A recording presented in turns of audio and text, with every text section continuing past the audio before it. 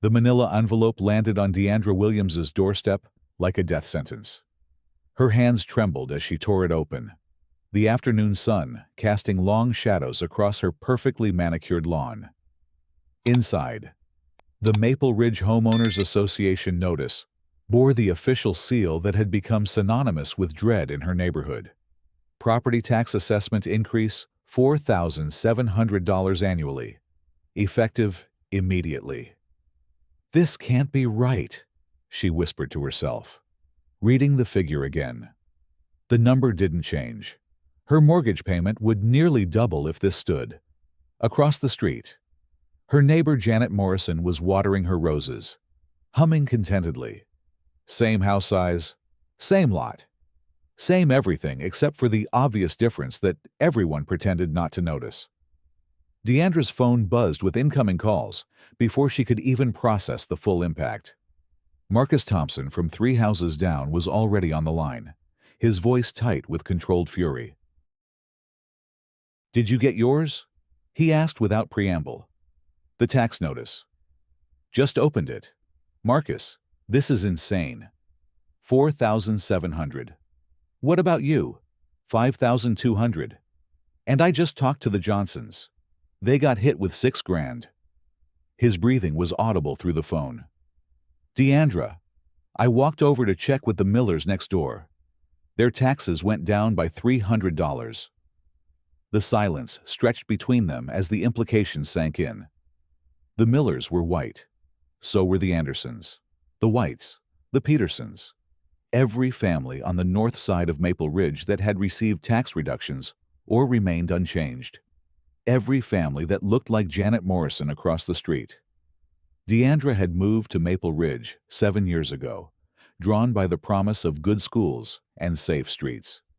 She'd saved for 12 years to afford the down payment on her dream home, a colonial with blue shutters and a wraparound porch. The neighborhood had welcomed her with potluck dinners and holiday parties, at least on the surface. Now, staring at the official notice that could force her from her home, she wondered if that welcome had ever been genuine. "We need to call an emergency meeting," Marcus said. "Tonight. This isn't happening by accident." By 7 that evening, 23 families had gathered in the Maple Ridge Community Center. The fluorescent lights hummed overhead, casting harsh shadows on faces lined with worry and anger. Children played quietly in the corner, while parents huddled around tables covered with tax notices, calculators, and growing stacks of evidence. Patricia Hendricks, the HOA enforcement officer, arrived precisely at 7:30. She was a thin woman with steel gray hair pulled back in a severe bun. Her clipboard clutched against her chest like armor. Patricia had held the position for 8 years, and her reputation for rigid rule enforcement was legendary. She wore her authority like a badge, scanning the room with the detached efficiency of someone accustomed to being obeyed without question. "I understand there are concerns about the recent tax assessments," Patricia began, her voice carrying the tone of someone addressing unruly children. "The adjustments were made based on comprehensive neighborhood analysis and resource allocation requirements." Deandra stood up, her heart hammering. "Mrs. Hendricks, can you explain why families on Elm Street and Oak Avenue received tax decreases while everyone in this room received increases of thousands of dollars?" Patricia's lips pursed into a thin line. "The assessment process considers multiple factors, including property maintenance standards, community resource utilization, and neighborhood enhancement contributions. Some areas require additional oversight and services." Additional oversight. Marcus's voice cut through the diplomatic language. "Our lawns are immaculate. Our houses are in perfect condition. What exactly are you overseeing that requires $5,000 extra dollars from my family?" The room erupted in agreement. Voices rose, mixing anger with desperation.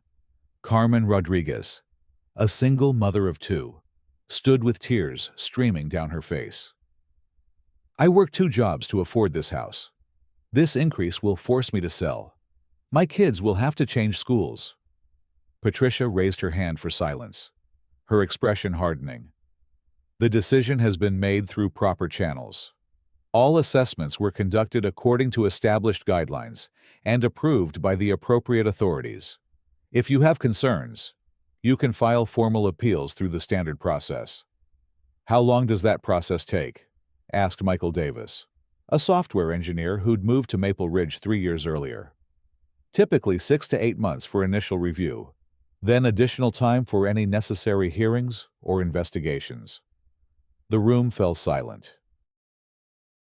6 to 8 months meant families would be forced to pay the increased taxes while waiting for appeals that might never succeed. It meant choosing between groceries and mortgage payments, between medical bills and keeping their homes. This is discrimination, Deandra said quietly. Plain and simple. Patricia's face flushed red. That's a serious accusation. Mrs. Williams, I've served this community faithfully for 8 years. My decisions are based solely on objective criteria and community standards. Then show us the criteria, Marcus demanded. Show us exactly how you determined that families on this side of the neighborhood needed thousands of dollars in additional services, while families on the other side needed tax breaks. The assessment methodology is proprietary and confidential. It's not subject to public review. Patricia gathered her papers, preparing to leave. The increases are final. You have 30 days to submit your first payment. The meeting devolved into chaos as she walked out. Angry voices echoed off the community center walls, mixing with the sound of crying children and slamming doors. But beneath the chaos, something else was forming. A resolve that would prove more dangerous to Patricia Hendricks than any single voice raised in anger. The next morning brought unexpected solidarity. Deandra woke to find her white neighbors from across the street standing on her doorstep. Janet Morrison held a casserole dish and wore an expression of genuine distress. I heard about what happened at the meeting, Janet said. This is wrong. Deandra, my taxes went down $300 while yours went up by thousands. That's not a coincidence. Behind Janet stood Tom Miller, the retired police officer from next door to Marcus. His weathered face was grim. I've been living in this neighborhood for 25 years. I've never seen anything like this. It's targeting. Plain and simple. What can we do? Deandra asked. We document everything.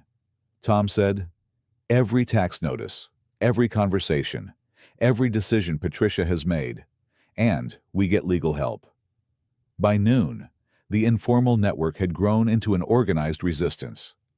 Marcus had contacted the local NAACP chapter, while Michael Davis used his tech skills to create a digital repository of evidence. Carmen Rodriguez reached out to Spanish-language media outlets, and Deandra started calling civil rights attorneys. The breakthrough came from an unexpected source. Sarah Chen, a data analyst who lived on the boundary between the affected and unaffected areas, spent her weekend creating detailed maps and statistical analyses. Her findings were damning. Look at this, she said, spreading the printouts across Marcus's dining room table. Every single family that received tax increases lives in Census Block 247. Every single family that received decreases or stayed the same lives in Census Block 2048. What's the difference between the blocks? Deandra asked. Census Block 2047 is 68% African American, 22% Hispanic, and 10% other minorities. Census Block 2048 is 85% white. Sarah's voice was steady, but her hands shook as she pointed to the data. The tax increases correlate directly with racial demographics. The correlation coefficient is 0.97. The room went silent as the implications sank in. This wasn't just discrimination.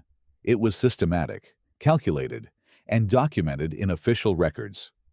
We need to go public, Marcus said. This can't stay hidden. Channel 7, News arrived on Tuesday morning. Reporter Amanda Walsh stood in front of the community center, her camera crew capturing B-roll footage of the well-maintained homes and manicured lawns. The contrast between the neighborhood's appearance and the discriminatory tax policy made for compelling television. I'm here in Maple Ridge, where families are facing a potential housing crisis due to what appears to be racially targeted tax increases. Amanda began her report. Homeowners Association Enforcement Officer Patricia Hendricks has implemented tax increases of up to $6,000 annually, but only for residents in areas with majority-minority populations. The story aired that evening, and the response was immediate. The Channel 7 phone lines lit up with calls from viewers expressing outrage. Social media exploded with hashtags like Nyoshiu Maple Ridge Discrimination and Justice for Families. Local civil rights organizations issued statements demanding investigations. Patricia Hendricks responded with a carefully crafted statement, released through the HOA's legal counsel. The recent media attention has mischaracterized routine assessment adjustments as discriminatory. All tax modifications were based on legitimate community needs and resource allocation requirements. Any suggestions of racial bias are unfounded and defamatory. But the damage was done. The story had gained national attention, and investigative reporters were digging deeper into Patricia's history. What they found painted a disturbing picture of systematic bias spanning her entire tenure as enforcement officer. Attorney Jennifer Martinez, a civil rights lawyer with extensive experience in housing discrimination cases, agreed to represent the affected families pro bono. Her first action was to file for an emergency injunction to halt the tax increases pending investigation. This is one of the most clear-cut cases of housing discrimination I've encountered, Jennifer told the gathered families. The statistical evidence is overwhelming. The demographic correlation is undeniable. We have a strong case for both individual damages and systemic reform. The preliminary hearing was scheduled for Friday morning. Patricia arrived at the courthouse flanked by 3 attorneys. Her confident demeanor unchanged. She wore a navy suit and carried herself with the bearing of someone who had never faced serious consequences for her actions. Judge Rebecca Santos presided over the hearing with the no-nonsense efficiency that had earned her a reputation for fairness. She reviewed the evidence methodically, her expression growing increasingly grave as the statistical analysis was presented. Mrs. Hendricks, Judge Santos said, "Can you explain how legitimate assessment criteria resulted in tax increases that correlate so precisely with racial demographics?" Patricia's lead attorney, Robert Steinberg, stood to respond. "Your Honor, correlation does not imply causation. The assessment methodology considered multiple factors including property maintenance, community resource utilization, and infrastructure needs. Any demographic correlations are coincidental." Coincidental. Judge Santos's eyebrows rose. "Mr. Steinberg, when correlation coefficients approach 0.97, we're well beyond the realm of coincidence." Attorney Martinez presented her case with surgical precision. She displayed maps showing the tax increases overlaid with demographic data. She presented testimony from affected families. She introduced evidence of Patricia's previous decisions that showed a pattern of disparate impact on minority residents. "Your Honor, this isn't about one bad decision. This is about systematic discrimination that has been operating for years under the guise of neutral policy implementation. The defendant has used her position to impose a racially disparate tax burden that threatens to drive minority families from their homes." The courtroom was packed with reporters, community members, and supporters. The atmosphere was electric with tension as Judge Santos prepared to rule on the emergency injunction. "Based on the evidence presented, I find sufficient grounds for serious concern about discriminatory practices. The emergency injunction is granted. All tax increases implemented by Mrs. Hendricks are suspended pending full investigation." The courtroom erupted in applause. Patricia's face went white as the implications sank in. Her authority had been publicly challenged and found wanting. The system that had protected her for 8 years was crumbling. But the real bombshell was yet to come. That evening, Channel 7 aired a follow-up investigation that revealed the deeper truth behind Patricia's actions. Reporter Amanda Walsh had obtained internal HOA documents through a Freedom of Information Act request, and what she found was explosive. Our investigation has uncovered a series of emails between Patricia Hendricks and property development firm Morrison & Associates. Amanda reported, "These emails suggest that the tax increases were designed to force minority families to sell their homes, creating opportunities for gentrification and development." The emails were damning. Patricia had written to Morrison & Associates principal, David Morrison. The targeted assessments should create sufficient financial pressure to achieve the desired demographic adjustments within 18 months. Properties will become available for acquisition at below-market rates. David Morrison had responded, "Excellent strategy. Our investors are prepared to purchase properties immediately upon foreclosure. The neighborhood revitalization can proceed as planned." The revelation transformed the case from discrimination to conspiracy. Patricia hadn't just been implementing biased policies. She had been actively working to force minority families from their homes for the financial benefit of her co-conspirators. The FBI announced a federal investigation the following Monday. Special Agent Lisa Rodriguez held a press conference at the federal courthouse. Her words carrying the weight of federal authority. "We are investigating potential violations of federal civil rights laws, mail fraud, and conspiracy charges related to the discriminatory tax scheme in Maple Ridge. Anyone with information about these activities is encouraged to contact our office immediately." Patricia's world began to collapse rapidly. The state revoked her enforcement officer license pending investigation. The HOA board called an emergency meeting and voted unanimously to terminate her employment. Criminal charges were filed at both state and federal levels. But the community wasn't satisfied with individual accountability. They wanted systemic change to ensure that such discrimination could never happen again.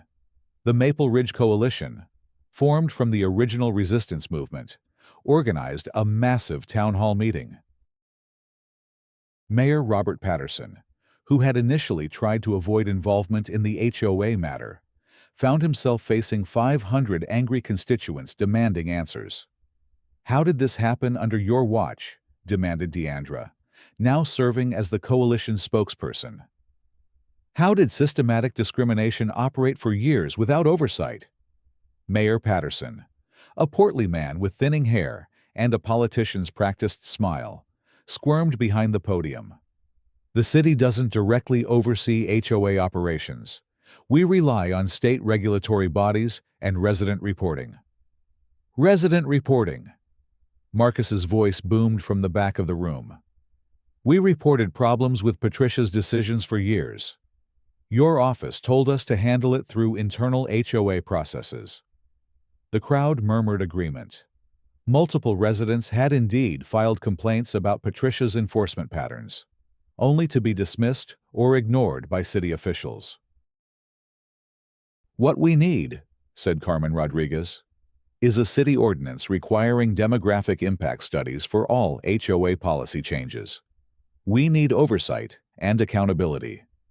We need the resignation of anyone who enabled this discrimination," added Michael Davis, starting with the mayor. The chants began quietly, but grew until they filled the auditorium. "Resign, resign, resign." Mayor Patterson's face flushed red as he realized his political career was in jeopardy.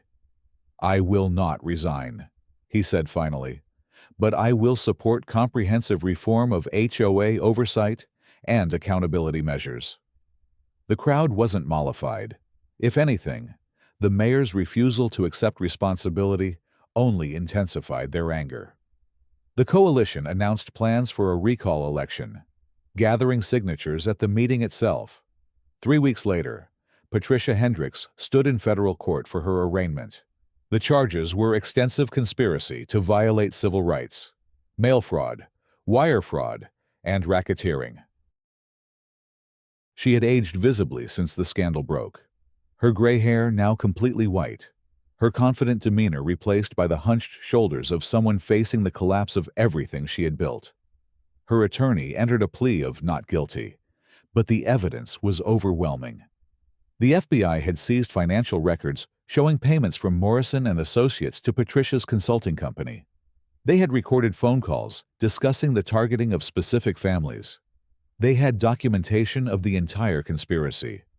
Judge Michael Thompson, presiding over the federal case, set a trial date for 6 months later. But Patricia's ordeal was far from over.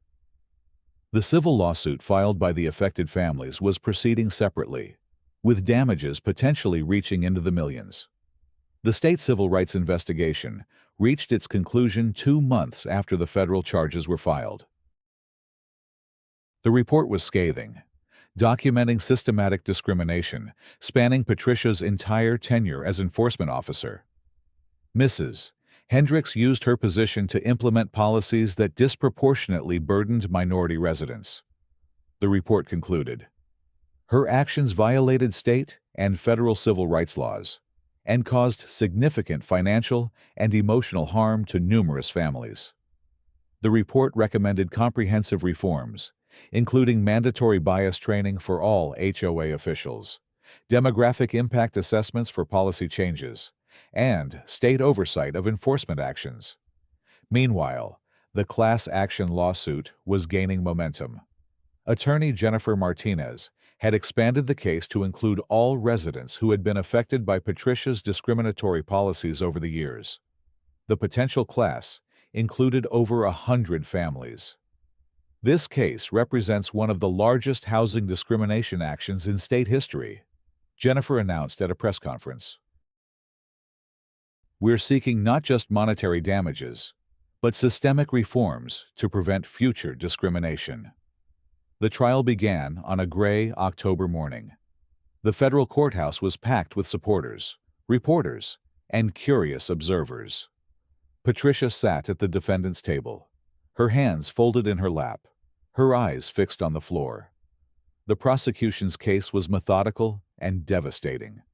They presented the statistical evidence, the emails, the financial records, and the testimony of affected families. Witness after witness described the impact of Patricia's discriminatory actions. Carmen Rodriguez testified about the sleepless nights, the second job she had to take, the fear that her children would lose their home. Michael Davis described the stress on his marriage, the financial strain, the feeling of helplessness against a system that seemed designed to exclude him. Deandra's testimony was particularly powerful.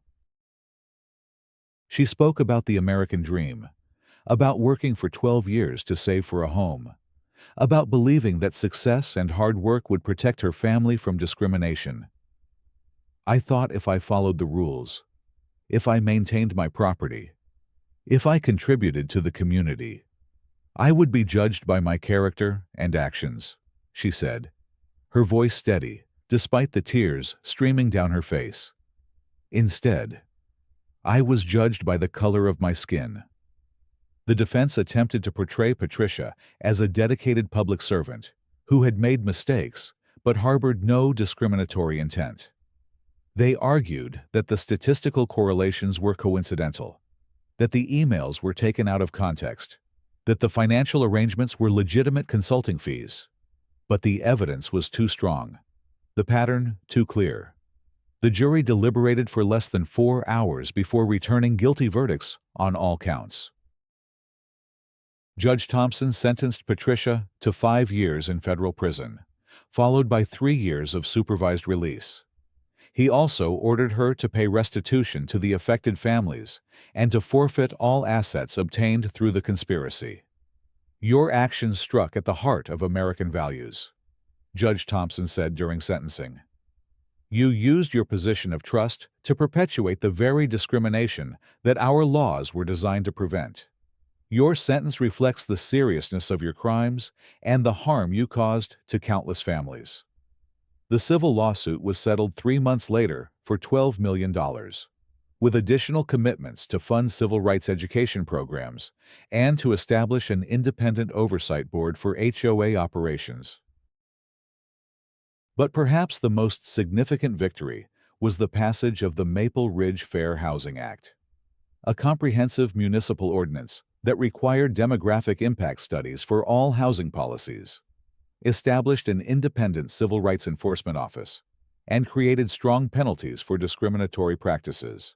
Mayor Patterson, facing an inevitable recall election, resigned in disgrace. The City Council, recognizing the political winds, unanimously supported the new ordinance and committed to implementing its provisions immediately. The changes extended beyond Maple Ridge. The case became a model for civil rights enforcement across the country. Legal scholars studied the statistical methods used to prove discrimination. Community organizers learned from the coalition's successful mobilization strategies. David Morrison and his development firm faced their own criminal charges and civil liability. The conspiracy had reached into the highest levels of local business and political circles, and the FBI investigation continued to uncover new evidence of systematic discrimination. 1 year after the first tax notices arrived, Deandra stood in her garden, watching her daughter play in the sprinkler. The blue shutters had been repainted, the wraparound porch had been expanded, and the mortgage payments were manageable again. Across the street, Janet Morrison waved from her own garden. The neighborhood had been forever changed by the events of the past year, but in many ways, it had returned to its promise of being a place where families could build their dreams. Marcus Thompson stopped by that evening, as he did most evenings now. The crisis had forged friendships that transcended the racial boundaries that had once divided the community. "How's the new oversight board working out?" he asked, settling into a chair on the porch. "Better than expected," Deandra replied.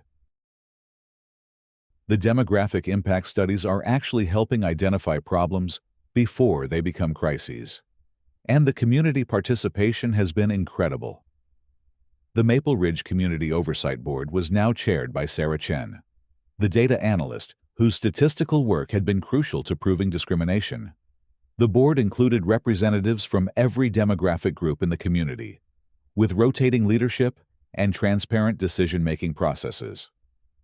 "I got a call from a community in Detroit today," Marcus said.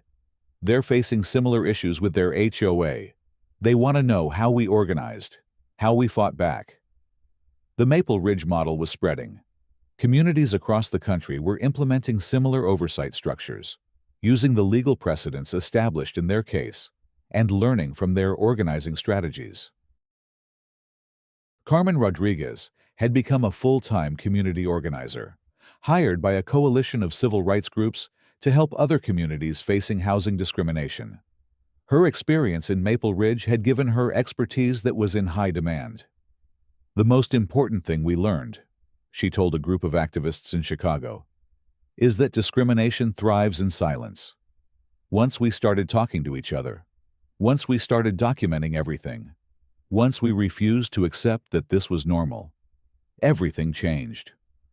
The financial settlement had allowed many families to make improvements to their homes, to pay down debts, to invest in their children's education. But the real victory was the knowledge that they had stood up to systematic discrimination and won. Patricia Hendricks served her sentence at a federal facility in Pennsylvania. Her appeals were unsuccessful, her assets were forfeited, and her reputation was destroyed. She became a cautionary tale about the abuse of power and the consequences of systematic discrimination.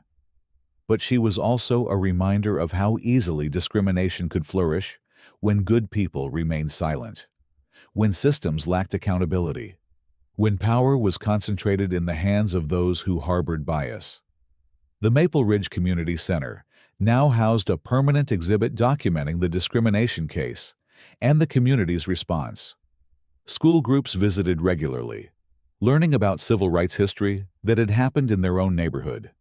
The exhibit included copies of the original tax notices, the statistical analyses, the legal documents, and the media coverage. But it also included personal stories from the affected families, photographs of the community organizing, and documentation of the positive changes that had resulted. This exhibit reminds us that civil rights isn't just history, said Dr. Angela Foster, the museum curator. It's an ongoing struggle that requires constant vigilance and active participation from all community members. The anniversary of the first tax notices was declared Maple Ridge Fair Housing Day, an annual celebration of the community's victory over discrimination. The event featured speakers, educational workshops, and community service projects. This year's keynote speaker was attorney Jennifer Martinez, who had successfully argued the case that transformed the community. Her remarks focused on the importance of documentation, organization, and perseverance in fighting discrimination. What happened here proves that communities have the power to demand justice, she told the assembled crowd. But it also proves that justice requires action. It requires people who are willing to speak up, to organize, to persist, even when the system seems stacked against them. The crowd included many of the original families who had fought the discrimination, but also new residents who had moved to Maple Ridge because of its reputation for fairness and community involvement. As the sun set over the community center, children played on the playground while adults continued their conversations about civil rights, community organizing, and the ongoing work of building a more just society. Deandra watched her daughter playing with children from every background represented in the community. The playground was integrated not just racially, but economically, with families from different circumstances united by their shared commitment to fairness and inclusion. "Mom, why do people have that big meeting every year?" her daughter asked as they walked home. "Because sometimes people aren't treated fairly," Deandra replied. "And when that happens, good people have to stand up and make it right." "Did you help make it right?" "We all did, sweetheart. We all did." The legacy of the Maple Ridge discrimination case extended far beyond the community where it began. Legal precedents established in the case were cited in discrimination lawsuits across the country. The organizing strategies were studied and replicated by civil rights groups. The oversight model was adopted by municipalities seeking to prevent similar discrimination. But perhaps, most importantly, the case proved that ordinary people, working together, could challenge systematic discrimination and win. It proved that communities had the power to demand justice and to create the accountability mechanisms necessary to prevent future abuse. The manila envelope that had started it all was now displayed in the community center exhibit, a reminder of how quickly life could change when discrimination was challenged rather than accepted. Next to it was a photograph of the families who had stood up to that discrimination, their faces reflecting the strength and determination that had transformed their community. Patricia Hendricks had intended to force these families from their homes. Instead, she had united them in a way that made their community stronger, more just, and more committed to the principles of fairness and equality that America promised but didn't always deliver. The lesson of Maple Ridge was clear: discrimination might be systematic, but so could the resistance to it. When communities organized, when they demanded accountability, when they refused to accept injustice as normal, they had the power to create change that extended far beyond their own neighborhoods. As Deandra turned off the lights in her home that evening, she looked out at the neighborhood that had become something more than she had ever imagined when she first moved in. It was a place where her daughter could grow up believing that fairness wasn't just an ideal, but a reality that people were willing to fight for. The blue shutters that had drawn her to the house still looked the same, but everything else had changed. The neighborhood was no longer just a collection of houses. but a community bound together by shared values and shared struggles. The American dream that had brought her here had been tested and ultimately strengthened by the experience of fighting for it. Tomorrow would bring new challenges, new opportunities to extend the lessons of Maple Ridge to other communities facing similar discrimination. But tonight, Deandra Williams slept peacefully in the home she had refused to abandon, surrounded by neighbors who had become allies in the ongoing struggle for justice. The story of Maple Ridge was far from over, but one chapter had ended with a victory that would inspire communities for generations to come. Sometimes, the most important battles were fought not in courtrooms or legislative chambers, but in the neighborhoods where ordinary people decided that discrimination would not be tolerated, not in their community, not on their watch, and in that decision, in that moment of collective courage, they had proven that the arc of the moral universe, as Dr. King had said, truly did bend toward justice, but only when people were willing to do the bending.